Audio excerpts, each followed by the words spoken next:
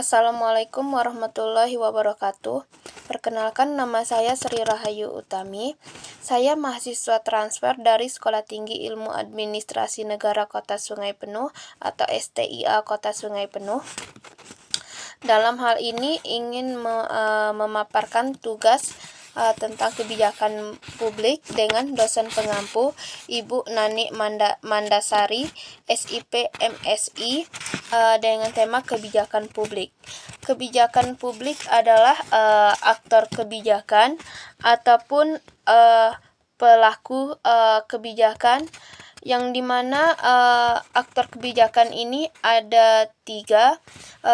Yang pertama itu ada badan eksekutif, yang kedua ada badan legislatif, dan yang ketiga ada badan yudikatif.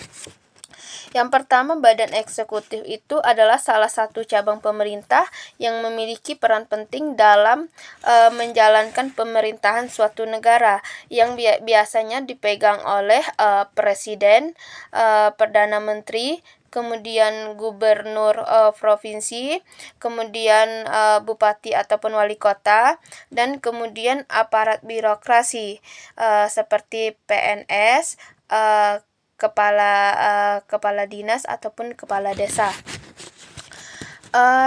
Yang kedua itu adalah badan legislatif. Lembaga legislatif ini adalah lembaga pemerintah yang bertugas membuat undang-undang dan mengawasi pelaksanaan undang-undang yang telah disetujui. Dan adapun lembaga legislatif itu sendiri adalah MPR, DPR, DPRD, yang nantinya akan tugas dan fungsi pokoknya adalah dalam pengawasan, estimasi, dan kemudian anggaran. Kemudian yang ketiga adalah lembaga yudikatif. Lembaga yudikatif ini adalah lembaga pemerintah yang bertanggung jawab untuk menegakkan hukum, kemudian memberikan keadilan, yang dimana di dalamnya ada 3 badan negara, yakni Mahkamah Agung atau MA, kemudian Mahkamah Konstitusi atau MK, dan yang terakhir adalah Komisi Yudisial atau KY. Kemudian ada sistem kebijakan. Sistem kebijakan itu adalah kebijakan dari administrator publik ataupun pelaku publik ataupun aktor publik yang tujuannya mendistribusikan ataupun menyerap sumber daya negara dengan yang dimana contohnya di sini adalah subsidi BBM. Kemudian sistem kebijakan publik ini dilandasi dengan landasan konstitusi ataupun landasan konstitusi itu berlandaskan Undang-Undang Dasar 1945, dan kemudian ada landasan ideal ataupun ideologi yang berlandaskan Pancasila. Kemudian ada proses kebijakan. Proses kebijakan di sini ada beberapa, di antaranya ada agenda setting, ada formulasi, ada adopsi kebijakan publik, ada implementasi kebijakan, dan kemudian ada evaluasi. Agenda setting, yang pertama itu agenda setting, itu adalah isu yang dianggap penting, yang dimana didengar, kemudian dibaca, dan kemudian dipercaya oleh media, sehingga sehingga isu tersebut dianggap penting dan menjadi suatu permasalahan yang akan dipecahkan. Kemudian yang kedua itu ada formulasi kebijakan, yaitu adalah pemilihan atau pemisahan dari masalah yang penting. Dari agenda setting tadi ada beberapa